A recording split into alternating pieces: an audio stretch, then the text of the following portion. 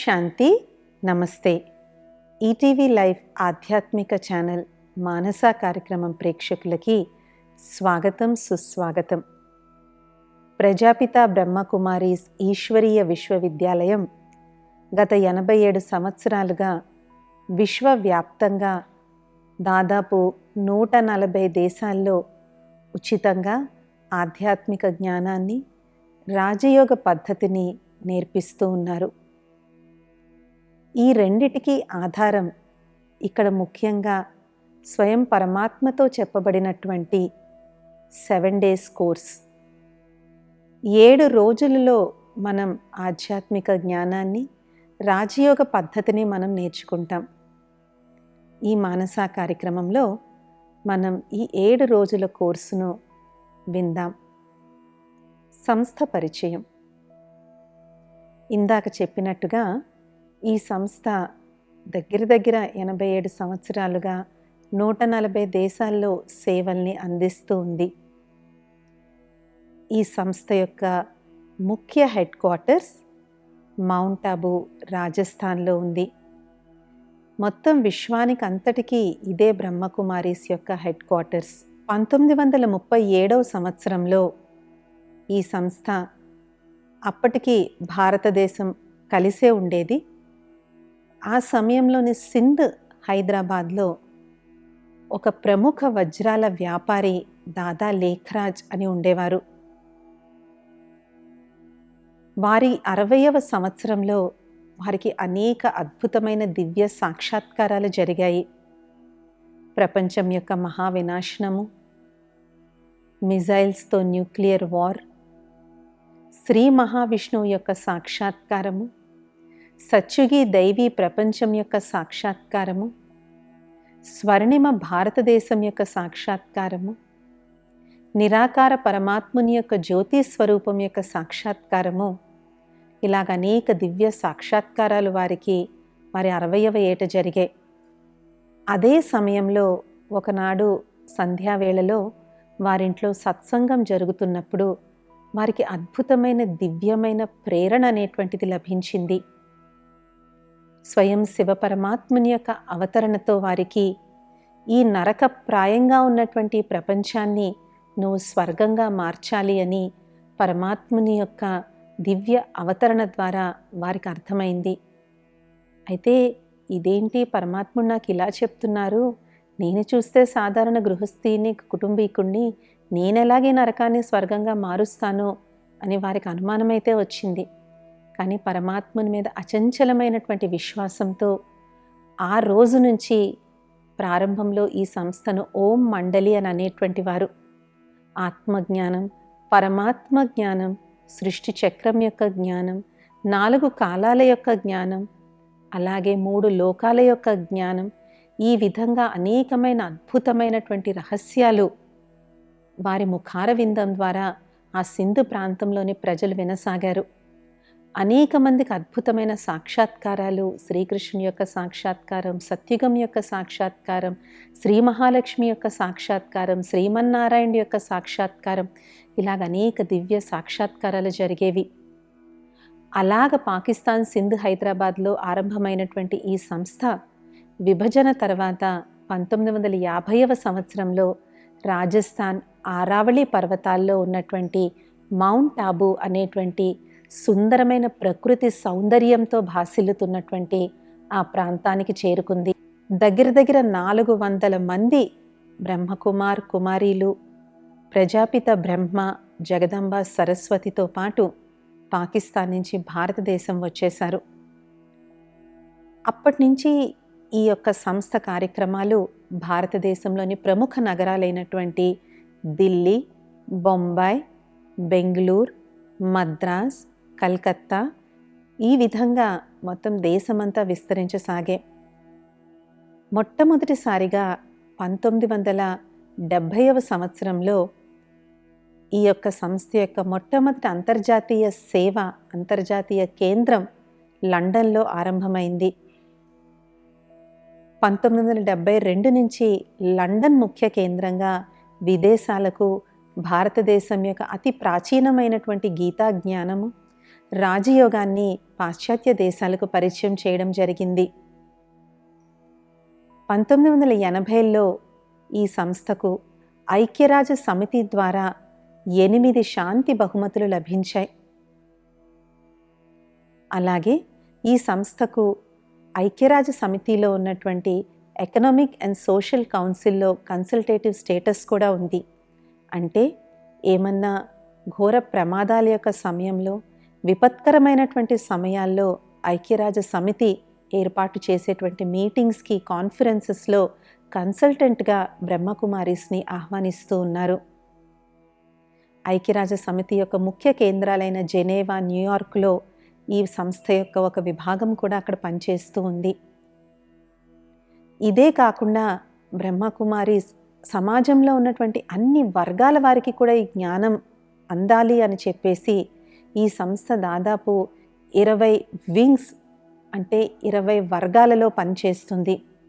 మహిళా వర్గం, వైద్య వర్గం, rural wing, IT wing, medical wing, media wing, jurists wing, scientists and engineers wing, social service wing, political wing, ఈ విధంగా సమాజంలో ఉన్న అన్ని వృత్తులు, రూరల్ వింగ్, అన్ని వృత్తుల వారిని కూడా ఇందులో ఈ ఈశ్వరీయ జ్ఞానం, మెడిటేషన్ యొక్క లాభాన్ని వాళ్ళు పొందాలి అని చెప్పి 90వ సంవత్సరంలో ఈ వర్గాలు, ఈ వింగ్స్ అనేటువంటివి ఏర్పాటు చేయడం జరిగింది. ఈ సంస్థ యొక్క ముఖ్య కేంద్రమైనటువంటి మౌంట్ ఆబూ, రాజస్థాన్లో 3 అతిపెద్ద క్యాంపస్లు ఉన్నాయి. మౌంట్ ఆబూ ఏదైతే కొండ మీద ప్రాంతం ఉందో అక్కడ బ్రహ్మ బాబా, జగదాంబ సరస్వతి సాకారంగా నివసించి అద్భుతమైన 14 సంవత్సరాల తపస్సు చేసినటువంటి పాండవ భవనం ఉంది. తర్వాత 1990లో అదే మౌంట్ ఆబూలో Gyan Sarovar academy for a better world అని ఇంకో క్యాంపస్ కూడా నిర్మించడం జరిగింది. ఈ 2 క్యాంపస్ల్లో కూడా నిత్యం ఆధ్యాత్మిక శిక్షణ తరగతులు, కాన్ఫరెన్స్లు, ట్రైనింగ్స్, అలాగే ఇంటెన్స్ మెడిటేషన్ డేస్, వాటినే యోగ బట్టి అని అంటారు. 3 రోజులు, 5 రోజుల పాటు సంపూర్ణ మౌనంలో ఉంటూ ఆ సుందరమైన ప్రకృతి మధ్యలో ఒక అలౌకికమైనటువంటి, అవ్యక్తమైనటువంటి అనుభవం కోసం దేశ విదేశాల నుంచి అనేక మంది పాండవ్ భవన్, జ్ఞాన సరోవర్ వస్తూ ఉంటారు. 3 రోజులు, 5 రోజుల పాటు సంపూర్ణ మౌనంలో ఉంటూ ఆ సుందరమైన ప్రకృతి మధ్యలో ఒక అలౌకికమైనటువంటి, అవ్యక్తమైనటువంటి అనుభవం కోసం దేశ విదేశాల నుంచి అనేక మంది పాండవ్ భవన్, జ్ఞాన సరోవర్ వస్తూ ఉంటారు. 2000వ సంవత్సరంలో అబూ రోడ్ అంటే కొండ కింద ప్రాంతంలో శాంతివన్ అనేటువంటి ఒక మెగా క్యాంపస్ నిర్మించడం జరిగింది. ఈ క్యాంపస్లో దగ్గర 25,000 మంది పట్టేటువంటి డైమండ్ హాల్ అనేటువంటి పెద్ద హాల్ కూడా నిర్మించడం జరిగింది. ఈ హాల్ యొక్క విశేషత ఏంటంటే అంతమంది కూర్చునే పెద్ద హాల్ అయినా ఒక్క స్తంభం కూడా ఉండదు. ఏమాత్రం స్తంభాలు లేకుండా, ఎవరికీ అడ్డు లేకుండా ఈ హాల్ నిర్మించడం జరిగింది. ఈ మొత్తం క్యాంపస్ అంతా సోలార్ ఎనర్జీతో నడుస్తుంది. ఈ విధంగా బ్రహ్మకుమారీస్ వారు ఒక పక్క ఆధ్యాత్మిక జ్ఞానాన్ని ఇస్తూ కూడా దేశం పట్ల, సమాజం పట్ల, పర్యావరణ పట్ల మనందరికీ బాధ్యత ఉంది అనేటువంటిది గుర్తు చేస్తూ భారత ప్రభుత్వంతో కలిసి జల్ ధన్ అభియాన్, నషాముక్త్ భారత్, ఆజాదీ కా అమృత్ మహోత్సవ్, ఇలాగా భారత ప్రభుత్వం చేపడుతున్నటువంటి అనేక కార్యక్రమాల్లో బ్రహ్మకుమారీస్ కూడా ముందుండి తమదైనటువంటి సహయోగాన్ని ఇస్తూ ఉన్నారు. ఈ సంస్థలో జరిగేటువంటి సేవలన్నీ కూడా ఉచితంగా జరుగుతాయి. మరి మీరు వెంటనే అడగచ్చు, ఉచితంగా జరిగితే ఇవన్నీ ఎలా మెయింటైన్ అవుతున్నాయని. ఎవరు యథాశక్తి అనుసారంగా వాలంటీర్గా వాళ్ళు ఏది కాంట్రిబ్యూట్ చేయాలనుకుంటే అది కాంట్రిబ్యూట్ చేస్తారు. అందరూ ధనంతోనే చేయాలని లేదు కదా, తనుతో వచ్చి కూడా చాలామంది ఇక్కడ సహయోగం చేస్తూ ఉంటారు.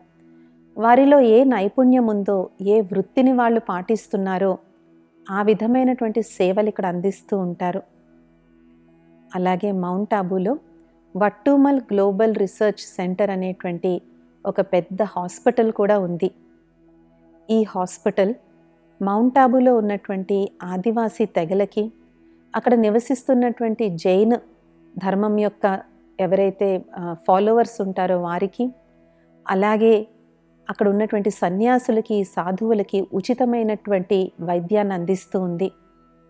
కరోనా సమయంలో కూడా రాజస్థాన్ గవర్నమెంట్తో కలిపి గ్లోబల్ హాస్పిటల్ ఎన్నో vaccination programmes, corona awareness programmes, mask distribution ప్రోగ్రామ్స్ను కండక్ట్ చేసింది. ఇక్కడ పనిచేసేటువంటి చాలామంది డాక్టర్స్, నర్సెస్ వృత్తిరీత్యా డాక్టర్స్, నర్సెస్ అయ్యి ఇప్పుడు వారి జీవితాన్ని ఈ గ్లోబల్ హాస్పిటల్లో సమర్పితం చేసి అక్కడ డాక్టర్స్ అండ్ నర్సెస్గా సేవలు అందిస్తూ ఉన్నారు. ఈ విధంగా ఈ సంస్థ ఆధ్యాత్మికంగా, సామాజికంగా కూడా పురోగతిని సాధిస్తూ దినదిన ప్రవర్ధమానంగా వృద్ధి చెందుతూ ఉంది. ఇది ఈ సంస్థ యొక్క చాలా సంక్షిప్తమైనటువంటి పరిచయం. www.brahmakumaris.org అనే వెబ్సైట్కి వెళ్ళినట్లయితే ఈ సంస్థ యొక్క ఇంకా అనేక విషయాలను మీరు తెలుసుకోవచ్చు. బ్రహ్మకుమారి సంస్థలు మారుమూల పల్లెటూరుల నుంచి మహానగరాల వరకు విస్తరించున్నాయి. వీటి అడ్రస్లు మీకు చాలా సులువుగా దొరుకుతాయి. మీరు ఒక్కసారి బ్రహ్మకుమారీస్ యొక్క ఏ ఆశ్రమానికైనా విచ్చేయండి. మీ దగ్గర ఏ విధమైన ఫీజు కూడా తీసుకోవడం జరగదు. ఇంకా ఈ సంస్థ గురించి అనేక విషయాలను మీరు తెలుసుకోవచ్చు. సేవా కార్యక్రమాల్లో మీరు భాగంగా కూడా అవ్వచ్చు. ఇప్పుడు మనం ఈ 7 days కోర్సులో మొట్టమొదటిగా ఇచ్చేటువంటి అతి ముఖ్యమైనటువంటి జ్ఞానం ఆత్మజ్ఞానం గురించి తెలుసుకుందాం. ఆధ్యాత్మికత అంటే ఏంటి అని ఎవరినైనా అడిగితే బేసిక్ డెఫినేషన్ ఏం చెప్తారు? స్వయాన్ని తెలుసుకోవడం. కాబట్టి ఇప్పుడు మనందరము కొన్ని సెకండ్ల పాటు కళ్ళు మూసుకుని ఒక చిన్న ప్రశ్న వేసుకుందాం. నేను ఎవరిని? Who am I? मैं कौन हूँ?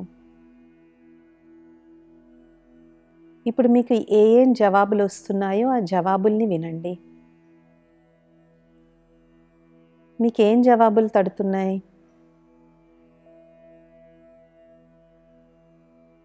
మెల్లగా కళ్ళు తెరవండి. నేను ఎవరిని? ఇది చాలా సింపుల్గా అనిపిస్తుంది ఈ ప్రశ్న. కానీ దీని సమాధానం తెలుసుకుంటే ఆధ్యాత్మికత అర్థమైనట్లే. ఒకసారి ఒక కథ చెప్తారనమాట. ఒక సత్యాన్వేషి ఉంటాడు. సత్యమేంటో తెలుసుకుందామని ఆయన ఎంతో ప్రయత్నిస్తూ ఉంటాడు. అప్పుడు అతనికి చెప్తారు, నువ్వు ఇంతగా సత్యాన్వేషణలో తిరుగుతున్నావు కదా, పలానా చోట గురువుగారు ఉన్నారు, ఆయన దగ్గరికి వెళ్ళినాము అంటే నీకు సత్యమేంటో తెలుస్తుంది అని అంటాడు. అప్పుడు ఈ సత్యాన్వేషి ఆ గురువుగారి తలుపు తడతాడు. ఆ గురువుగారు లోపల నుంచి అడుగుతారు, ఎవరు? నువ్వెవరు అని అడుగుతారు. ఇప్పుడు సత్యాన్వేషి అంటాడు, ఆ జవాబు కోసమే మీ దగ్గరికి వచ్చాను స్వామి అని అంటాడు. కాబట్టి నేను ఎవరిని అని తెలుసుకోవడం జీవితంలో సత్యాన్ని తెలుసుకోవడం. ఇప్పుడు ఇంకొక ఎక్సర్సైజ్ చేద్దాం. మీరు మీ ఇష్ట దైవం ముందు ఉన్నారు. చేతులు జోడించి నమస్కరించి మీ ఇష్టదైవం ముందు మీరు నిల్చుని ఉన్నారు.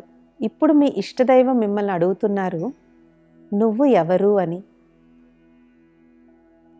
మీ ఇష్టదైవానికి మీ పరిచయం ఎలా ఇస్తారు? కళ్ళు మూసుకొని ఒక్కసారి అభ్యాసం చేయండి. మీ ఇష్టదైవం ముందు మీ పరిచయాన్ని మీరు ఎలా ఇస్తారు? రెండు ఒకటే ఉన్నాయా, తేడా ఉన్నాయా? నేనెవరిని అని మొదట వేసుకున్నప్పుడు సర్వసాధారణంగా మనకు గుర్తొచ్చేటువంటి జవాబులు మన పేరు, ఊరు, ధర్మం, మతం, కులం, వృత్తి, విద్య, ఆర్థిక స్తోమత, ఆస్తులు, పాస్తులు. అదే దైవం ఎదురుగుండా వెళ్ళి నేను ఎవరు అని చెప్పగానే, స్వామి, అమ్మ తల్లి, నేను నీ భక్తుణ్ణి, నేను నీ సంతానాన్ని, నేను నీ బిడ్డను, ఇంకా ఉంటే నేను పాపిని, నేను ఎన్నో పాపాలు చేశాను తల్లి, నా పాపాలను కాపాడు స్వామి. నేను అజ్ఞానిని, నాకు జ్ఞానాన్ని ప్రసాదించు తల్లి అని ఈ విధంగా వేడుకుంటాం. సో ఈ రెండిటిలో ఏది నిజం? ఎందుకంటే సత్యం అనేటువంటిది ఒకటే ఉంటుంది, రెండు ఉండవు కదా. మరి ఏది నిజం? అదే దైవం ఎదురుగుండా వెళ్ళి నేను ఎవరు అని చెప్పగానే, స్వామి, అమ్మ తల్లి, నేను నీ భక్తుణ్ణి, నేను నీ సంతానాన్ని, నేను నీ బిడ్డను, ఇంకా ఉంటే నేను పాపిని, నేను ఎన్నో పాపాలు చేశాను తల్లి, నా పాపాలను కాపాడు స్వామి, నేను అజ్ఞానిని, నాకు జ్ఞానాన్ని ప్రసాదించు తల్లి అని ఈ విధంగా వేడుకుంటాం. సో ఈ రెండిటిలో ఏది నిజం? ఎందుకంటే సత్యం అనేటువంటిది ఒకటే ఉంటుంది, రెండు ఉండవు కదా. మరి ఏది నిజం?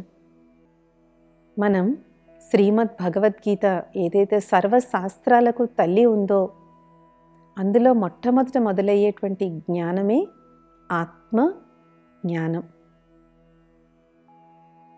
మనిషిని ఇంగ్లీష్లో హ్యూమన్ బీయింగ్ అని అంటారు. హ్యూమన్ అనేటువంటిది హమస్ అనేటువంటి ఒక గ్రీక్ పదం నుంచి వచ్చింది. అంటే దాని అర్థం మట్టి అని. ప్లస్ బీయింగ్ అంటే చైతన్యము, చైతన్య శక్తి. ఈ రెండు కలిసినప్పుడే మానవుడు అవుతాడు. రక్తమాంసాలు, ఎముకలు, కండరాలు ఇవన్నీ కూడా ప్రకృతి యొక్క పంచతత్వాల నుంచి తల్లి గర్భంలో తయారవుతాయి. ఇలాంటి కళేబరంలో చైతన్య శక్తి అయినటువంటి ఆత్మ ప్రవేశించినప్పుడు అది జీవుడు, హ్యూమన్ బీయింగ్ అని అనబడతారు. కాబట్టి human plus being equals to human being. దీన్ని మనం చాలా సులువుగా అర్థం చేసుకోవాలి అంటే, మనం కొత్తగా ఇల్లు కట్టుకున్నప్పుడు కరెంట్ కనెక్షన్ పెట్టుకుంటాం. కరెంటు వాడు కరెంట్ ఇచ్చి వెళ్ళిపోతాడు, కానీ దాంతో సరిపోతుందా? ఆ కరెంటును మనం వినియోగించుకోవాలి అంటే బల్బులు, ఫ్యాన్లు కొనుక్కోవాలి. అప్పుడే ఆ కరెంటు యొక్క ఉపయోగం మనకి లభిస్తుంది. అదేవిధంగా ప్రకృతితో తయారైనటువంటి ఈ దేహంలో ఎప్పుడైతే చైతన్య శక్తి అయిన ఆత్మ ప్రవేశిస్తుందో అప్పుడు అది ఈ శరీరాన్ని వాడుకుంటుంది. ఎప్పటి వరకు అయితే ఆత్మ ఈ శరీరంలోకి ప్రవేశించదో అప్పటి వరకు ఇది కేవలం ఒక యంత్రం వంటిదే. చూడండి, ఒక చాలా ప్రముఖ వ్యక్తి హాస్పిటల్లో అడ్మిట్ అయ్యారనుకోండి, ఎంత హడావిడి చేస్తారు. ఫలానా మినిస్టర్ గారు అడ్మిట్ అయ్యారండి, మినిస్టర్ గారు అని వారికి ఎంతో గౌరవం ఇస్తారు. కానీ ఒక్కసారిగా ఆత్మ ఆ శరీరం నుంచి వదిలి వెళ్ళిపోయింది అంటే దాన్ని ఏమంటారు? బాడీ అనేస్తారు. బాడీ మార్చరీలో ఉందండి, బాడీని పోస్ట్ మార్టంకి తీసుకెళ్ళాము, లేదంటే వాళ్ళ ఇంట్లో వాళ్ళకు వచ్చి ఏమని చెప్తారు, వచ్చి బాడీని తీసుకెళ్ళండి అని అంటారు. అప్పటి వరకు వారి పేరుతో ఆనందరావో, రాంప్రకాషో ఏదో పేరుతో సంబోధించింది ఒక్కసారిగా ఆత్మ ఆ దేహాన్ని వదిలి వెళ్ళిపోగానే అది కేవలం ఒక బాడీ కింద అయిపోతుంది. కాబట్టి ఆత్మ ఈ శరీరానికి అంత విలువైనటువంటిది.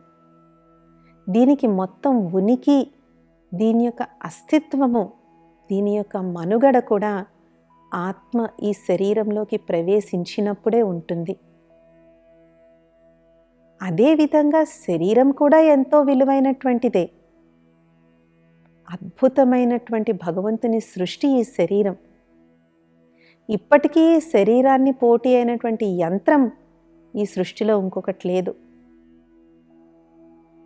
మహామహామేధస్సు గల కంప్యూటర్ కన్నా అప్పుడే పుట్టిన పాప ఇంకా చాలా తెలివైంది.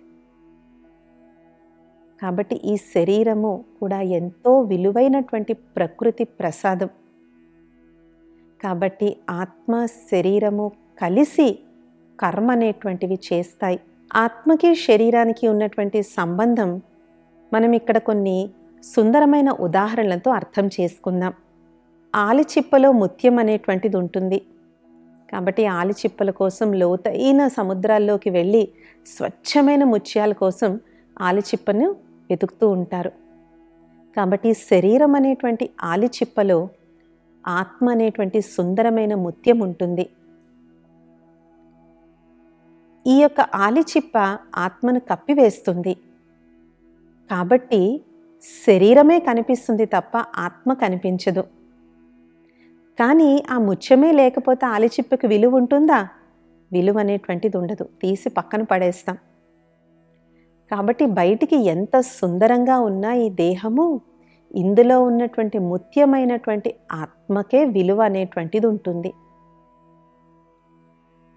అలాగే ఏ విధంగా అయితే మన దగ్గర ఎంతో సుందరమైన కారు ఉండొచ్చు, కోట్ల విలువ చేసే కారు కూడా ఉండొచ్చు, కానీ దాన్ని నడపడానికి ఒక డ్రైవర్ చాలా ముఖ్యం. డ్రైవర్ వేరు, కారు వేరు.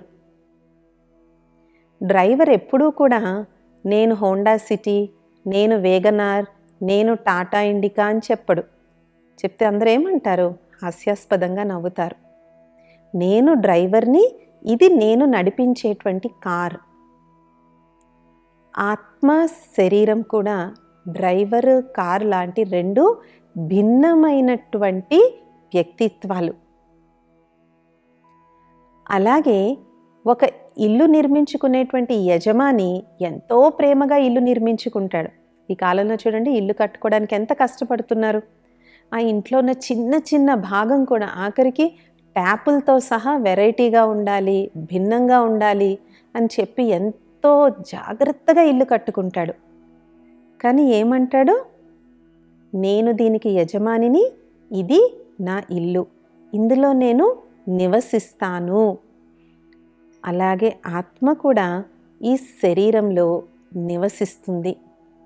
ఇలాంటి ఇంకా ఎన్నో అద్భుతమైన ఆత్మజ్ఞానానికి సంబంధించిన విషయాలను వచ్చే మానస ఎపిసోడ్స్లో మనం తెలుసుకుందాం. ఓం శాంతి. నమస్తే.